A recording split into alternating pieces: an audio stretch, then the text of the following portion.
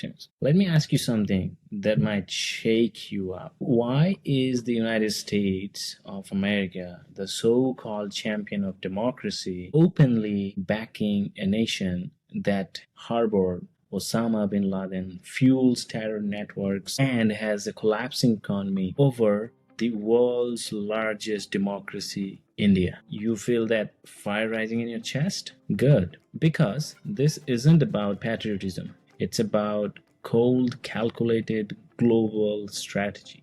And if you think it's just bad diplomacy, think again. In this video or podcast, I'm not just going to tell you why America is supporting Pakistan. I'm going to expose how India is playing checkers on a chessboard. Why the US like it, why the US likes it that way, and how this game can be flipped if India wakes up. Stay with me till the end, because what's coming up will change how you see international politics forever. Let's rip the band-aid off. America doesn't have friends. It has interests. If you are still under the illusion or under the impression that countries support each other out of loyalty, shared values, or mutual admiration, it is time to wake up. The United States, like every other global power, operates based on one thing: strategic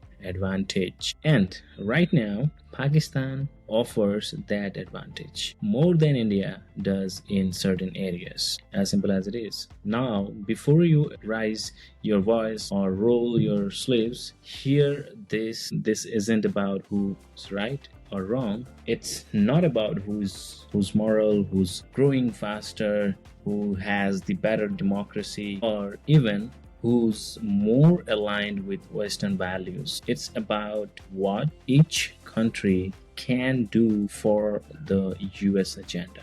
Today, right now, in real time, so why is America cozying up to Pakistan? Let's get one thing straight. It is not because they like Pakistan more than India, which is not the case. They don't. It's because they are intuitively prone to do, and they get very into good position. Pakistan has made itself useful in specific ways that appeal to America's foreign policy goals, especially in regions where India refuses to play ball. Think about it. Despite all its problems, terrorism, political instability, broken economy, so and so forth, Pakistan is geographically located in the heart of the world's most volatile yet strategic regions. It borders Iran, Afghanistan, and close to China. That gives the US critical access points for surveillance, military, logistics, intelligence operations, and many more. Even during the war on terror, Pakistan played both sides, sheltering extremists, Islamic extremists, while acting as an ally. The US knew it, but they kept the partnership going. Why? Because Pakistan offered proximity and plausible deniability. Meanwhile, what is India doing? India is growing. It's rising global power. It's a rising global power, tech giant, and a key voice in the global south. But here's the catch. India is not controllable. It doesn't fall in line. It buys oil from Russia. It won't condemn countries just because the West says so. It doesn't send troops when NATO asks. In short, India is independent. That sounds great, right? Yes, unless you are a country like the United States, which prefers complement allies over proud equals. So India flexes its muscles, right? Asserts its autonomy and refuses to play second fiddle. Washington, for example, starts to hedge its bets. It quietly engages with countries that will say yes without asking too many questions. And that's where Pakistan steps in. Now, Does that mean America will abandon India entirely? No, not even close. India is far too important economically, militarily, and technologically for the US to ignore. But here's the uncomfortable truth. The support won't be consistent. The praise won't be unconditional. The moment the India choices diverge from American interests, you will see the tone shift because again, this isn't friendship, it's transactional. Always this has been. If India wants consistent support, it has to stop appealing to emotion. We are the world's largest democracy. We share common values. We are peaceful, etc. None of that matters unless it aligns with America's current goals. Global politics is not a family dinner. It's not respect. It's not about respect or good behaviors. It's a power game, and every player is in it for themselves. The next time you hear about the US approving arms sales to Pakistan or restoring aid packages or offering military support, don't be shocked. Ask yourself one question. What does Pakistan offer that India certainly doesn't? And better yet, what does India need to start doing to shift that balance? Because until India learns to play by the same ruthless rules the big powers use, it will keep getting outmaneuvered.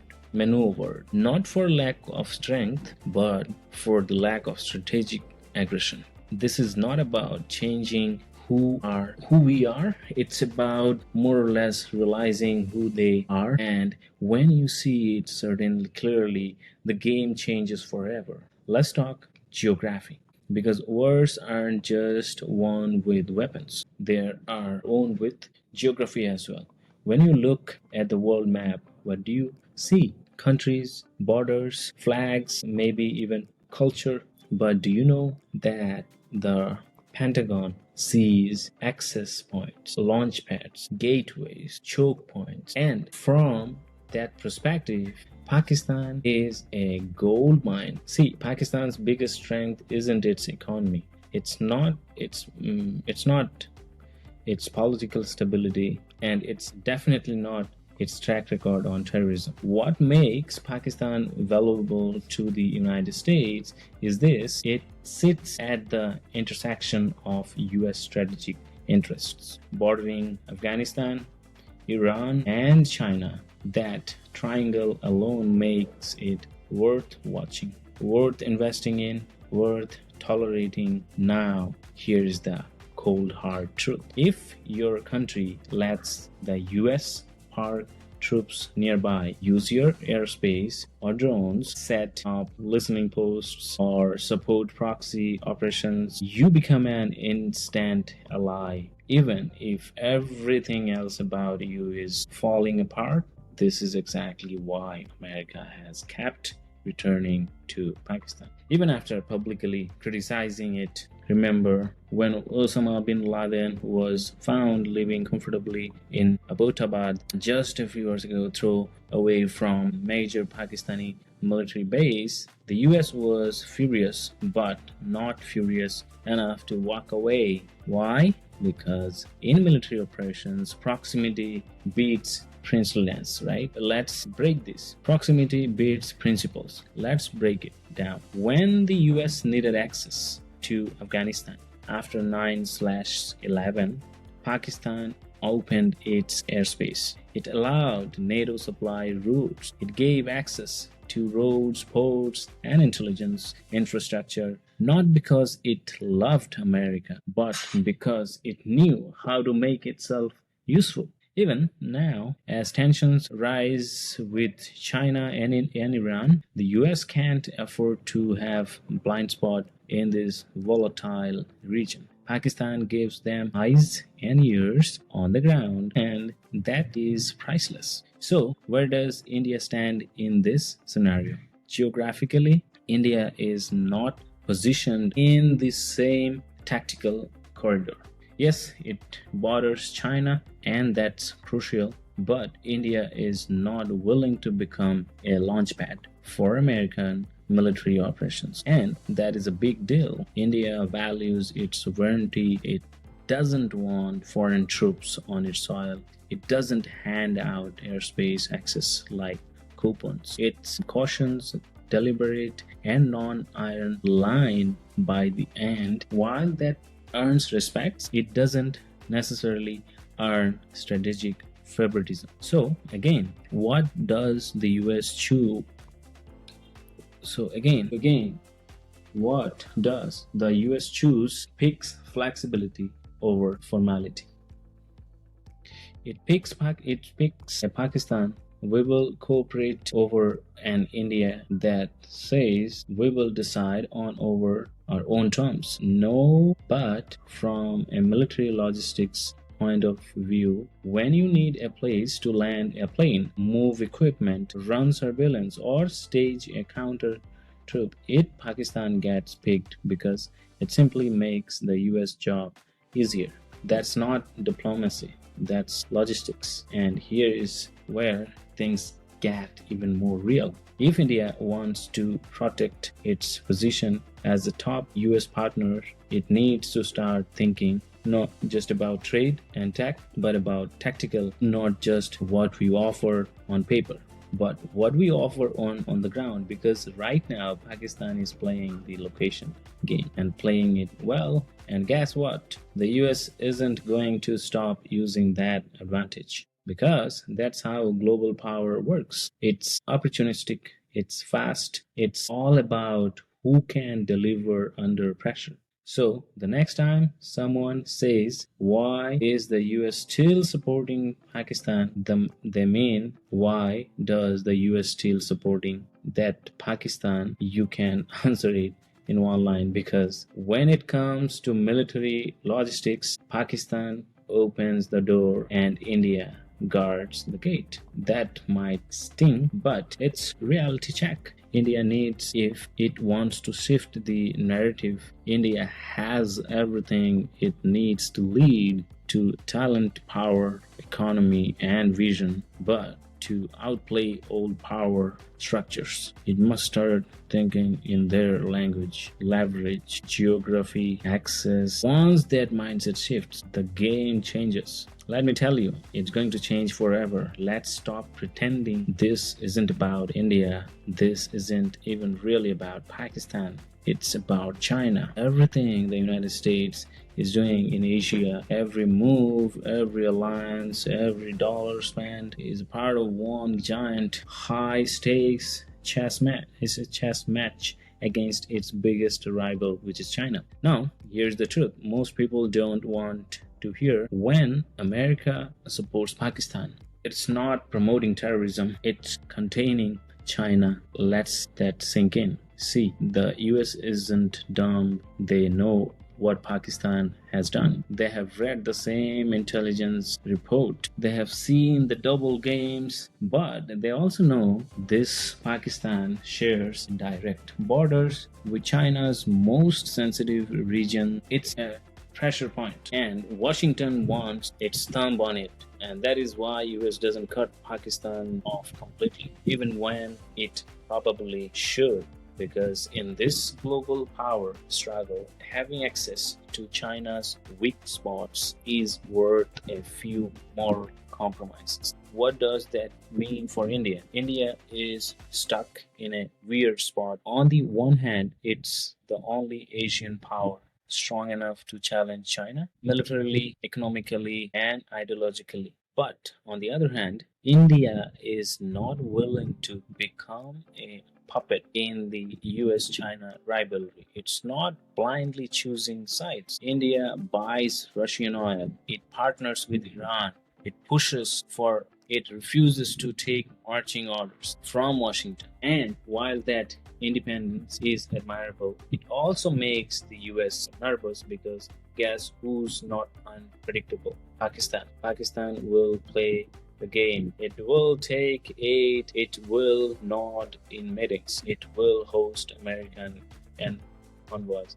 It and say all the right things as long as the money and support keep flowing. In return, the US gets something it desperately wants: regional leverage against China. Let me break this down even further. China has invested billions into Pakistan through the China Pakistan Economic Corridor, CPEC, the key piece of its massive Belt and Road Initiative. That corridor cuts through sensitive territory in Pakistan, occupied Kashmir, and connects China to the Arabian Sea through Gwadar Port. To the US, that's a red flag. This is the continent. What's the best way to hook that play? Stay close to Pakistan.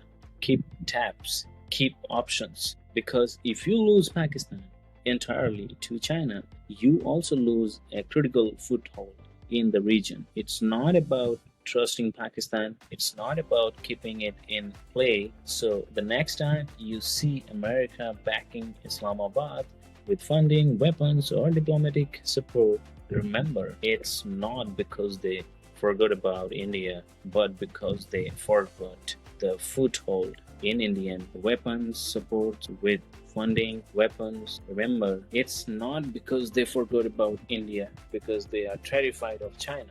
And Pakistan is the only option they are going to stay on board. Here's where things get uncomfortable. India is the better partner in almost every measurable way, but the US doesn't want a partner, right?